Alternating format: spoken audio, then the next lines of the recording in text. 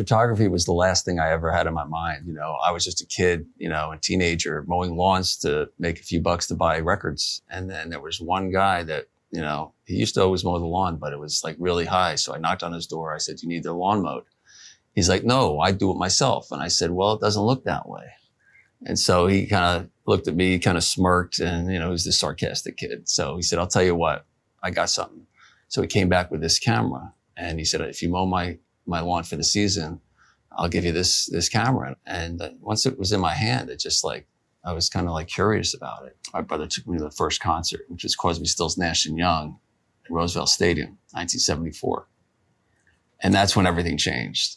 A friend of mine who was friends with my parents, our parents were friends, he bumps into us out of the 100,000 people, and he's got a camera dangling around him. I said, "Oh, where are you going?" He goes, "I'm going to the front to take pictures." And I watched him kind of go into the sunset, you know, by the front of the stage. And then a few months later, went to a family event where he was at, and he showed me these pictures that he shot there. And I was like, wow, this is cool, you know? After I had the camera and I started, you know, trying to figure out how to develop film, I went into the teacher. He had a summer class, and he's like, "You know, I'm not really doing the summer thing, but I'll give you some lessons." And he took me under his belt. And once I put that first piece of paper in, that blank piece of paper, and it just like all of a sudden it came to life. It was like magic. My father bought me an enlarger on my birthday before high school. I turned my bathroom into a dark room. It was kind of a way to escape, to get in this dark room and just kind of, you know, put some music on and watch these pieces of paper turn into life. You know, my friend Candy Reff, who I met at the Crosby, Stills, Nash and Young show, that kind of, I kept in touch with him. And he's like, "Why don't you just, you know, start sneaking your camera in, you know, and bringing it." So I used to take my camera and wear baggy clothes, film in the one boot, and then my long lens in the other boot. And then I used to put the camera body, you know, so it was flat. I would put it around my, you know, my neck, and I would sneak in and give the guy a few bucks. And then once you're in, you know, you need to figure out how to, you know, get your spot. And I took some pictures. It was Elton John, and it was Thanksgiving. I brought like one roll of film. Unfortunately, John Lennon came out that night. I was out of film already. So that's the last time I ever ran out of film. So that concert, I got some images back. That image in the book, it documents my beginning. The next one, my brother brought me to see Eric Clapton at the Nassau Coliseum, 1975. I was 15. When I saw that photo stand up to other photographers in the magazines that I used to look at, I was like, wow, I could do this, you know? That's when it really like hit me. And I was like, all right, who's playing next? You know, I would get in there, and then once the opening band would go off, I would jump over the barricade and get 10 rows back, dismantle the seats to find a little spot in the middle. So once the ushers would come down, they don't go anymore, and they're not going to hassle anyone. Everyone's standing on their seats. So I have my little spot in between for the show, and I'm able to shoot the whole show. And when Kiss came, they played twice in 77, Rock and Roll Overture, I believe it was. And that's when I got that iconic Ace photo with the smoking guitar. And that's like really did it for me. I was like, wow. I started doing flea markets, you know, rock and roll flea markets. And I was just like in business making money, you know. Kiss was playing a few nights. I went to the first night and started selling my pictures, and I got arrested. Kiss was, you know, into, you know, they didn't want anyone bootlegging their photos or T-shirts. Didn't tell my parents, you know, because they would tell me not to do it, obviously. And then I just picked up the Circus magazine, and I looked at in the masthead, and it said 115 East 57th Street.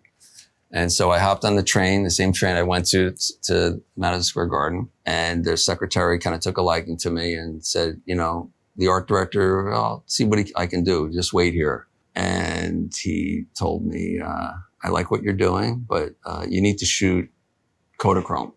You need flash. They went to this flash thing, and I was shooting Ektachrome, available light. I didn't care. I wanted to be in Circus magazine. Aerosmith played at Giant Stadium with Ted Nugent, Mahogany Rush. And I snuck my camera in, and Aerosmith was playing in daylight. So it was a little easier to shoot Kodachrome because you didn't really need a flash. And I was pretty far away, but I had a long lens. It was just the right circumstances. And I got some great images, dropped them off at the Circus magazine. I told them I had some cool images of Aerosmith, and they were said, oh, bring them by. They're not letting anyone really shoot them these days, so bring them by. When I saw that Circus magazine, 1978, the Beatles were on the cover, and I kind of going through it, and then I hit the centerfold, and there was a picture of Steven Tyler. I immediately went down to the photo credit, and there was my name, Mark Weiss, and I was like, whoa, that is cool. So it's the first time I see my credit in Circus. They asked me to shoot Van Halen in '79 at Convention Hall in Asbury Park. They did sound check, and I walked upstairs. There was no one around to stop me. Eddie was there, and Michael. And I told them who I was. I brought the Circus magazine. I showed them what I did, and they were like, cool. I said, you mind if I take some pictures? Just hanging around. And he didn't have his guitar. He just smoking a cigarette with a beer, just hanging out. And that was like my first picture of Eddie. My parents wanted me to go to college, like every parent wants them to go to college. So I went to Ramapo College. It was like the party school. It was up in Mahwah, New Jersey. And I was never good in school. When I was a teenager, I got in a motorcycle accident and I had a head injury, and it kind of like screwed up my head. And I found out later on in life that it really did affect my memory, and that blessing to have photography in my life, because it really helps me remember. And writing this book and telling the stories and getting stories from other people, putting it together, it's therapeutic. At the same time, in 1978, my teacher, Walter Reed, in high school, and they were friends of mine, and I would go visit them in that year. So I was already out of school. I was just started going to Ramapo College. Talked to them. Told them what I did. I said, Circus magazine now I'm getting into. And he's like, well, I have this guy named George Dassinger that's working for the Spectrum magazine, or it's a newspaper in New Jersey. He brought me in to shoot Peter Frampton.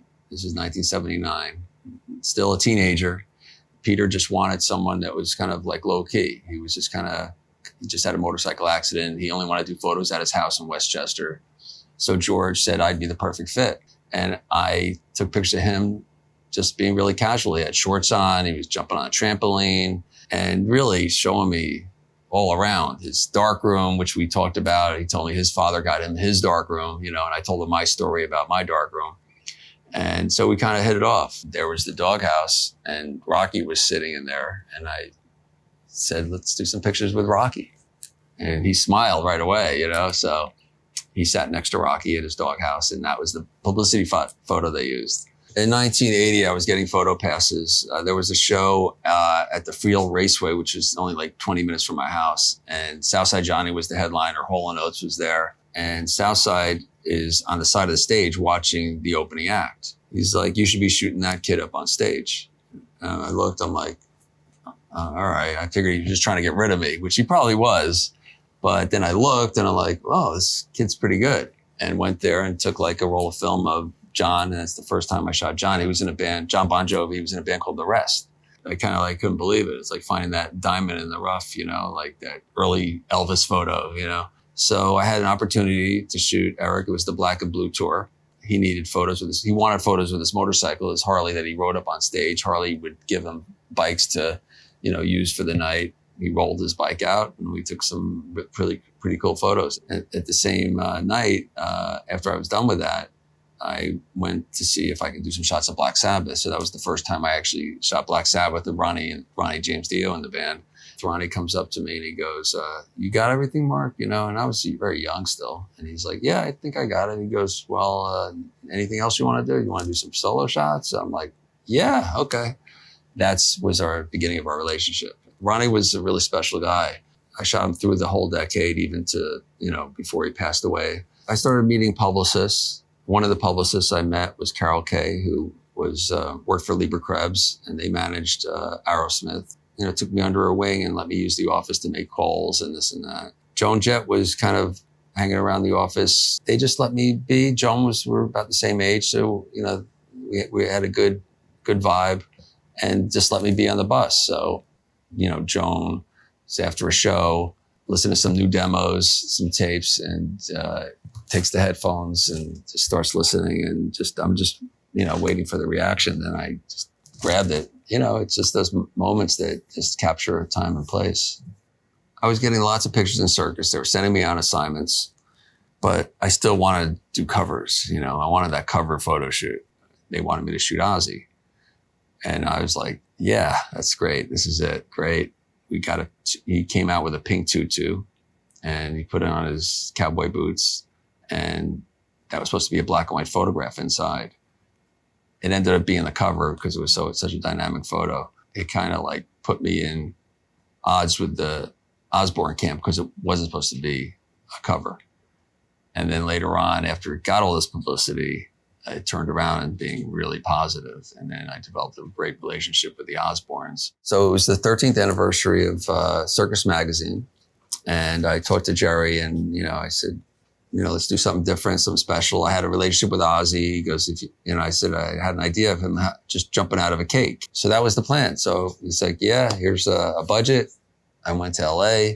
And then after waiting a few hours, Sharon came up to me. He goes, I'm trying to get Ozzy out. He doesn't really want to do the shoot. He just shaved his head. She starts painting Ozzy with makeup, black makeup, like Halloween makeup. And then I saw the balloons on the side just kind of like, bouncing around. I said, Ozzy, just look at me. Don't turn around. And I just took the balloons and I kind of stuck them on his head. And he knew I was doing something, but at this time, he trusted me and it looked like Mickey Mouse ears, and I took it and they used it for the cover and the rest is history. Steve Wozniak put this US Festival together. The US Festival had 3 days. It was like a new wave day, a rock day, and a heavy metal day. And the heavy metal day was the biggest day. It was like 375,000 people. Motley Crue went on.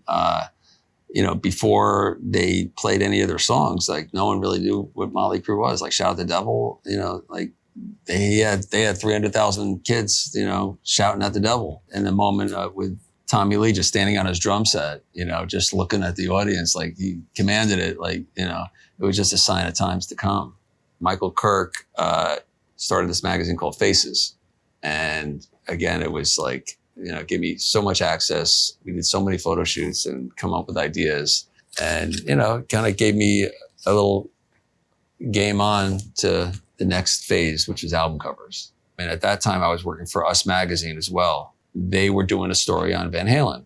And they sent the writer and they sent me and we spent like, a couple days with them. They remembered me from the other shoots we did. And Eddie backstage with his Kramer guitar, he, and with Valerie in the shot, I believe that was like when they were doing, the Lost Weekend, just like back in '79, he just smiled. So I took it as, okay. So I got that, that photograph, which something special.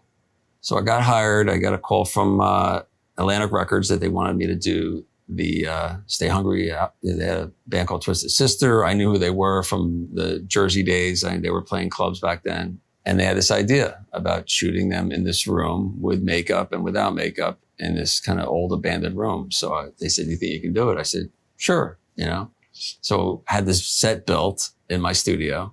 I went through the motions and I still didn't feel the magic. A couple of the guys in the band were kidding around and giving me the finger, just goofing around.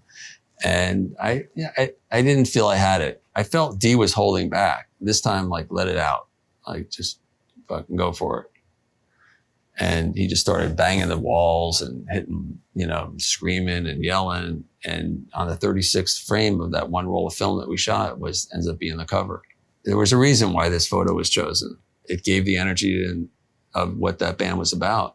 Really proud of this cover that we came up with.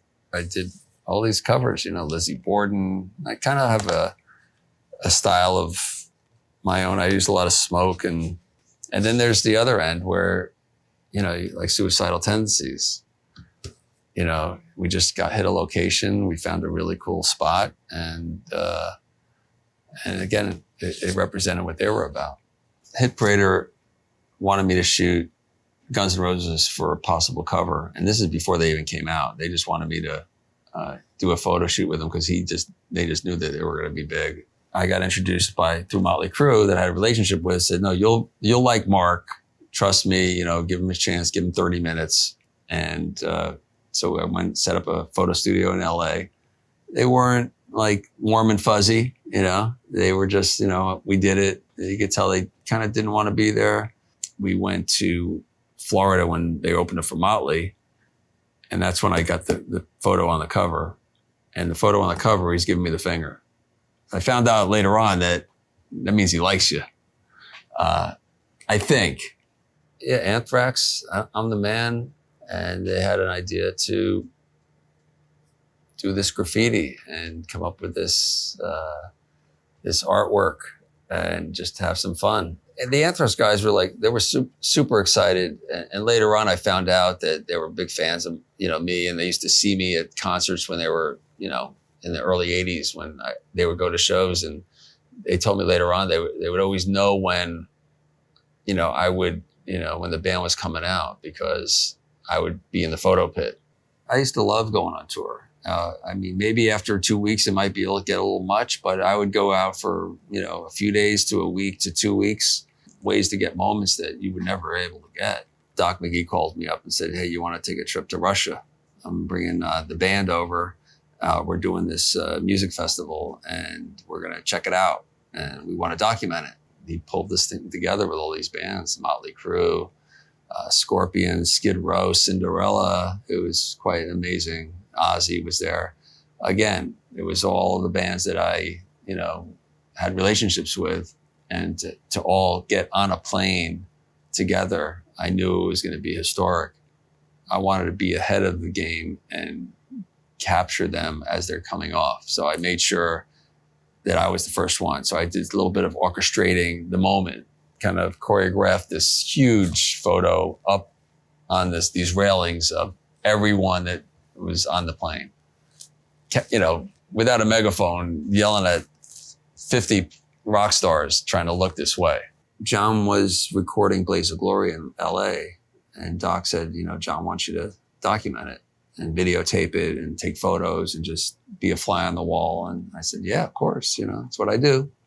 And so I came there, bought some tripods, because here I have to do video and photos. So I set up tripods for the video camera, and then I would take photos and in between takes. And then, when they were off camera, I would pose them a little bit.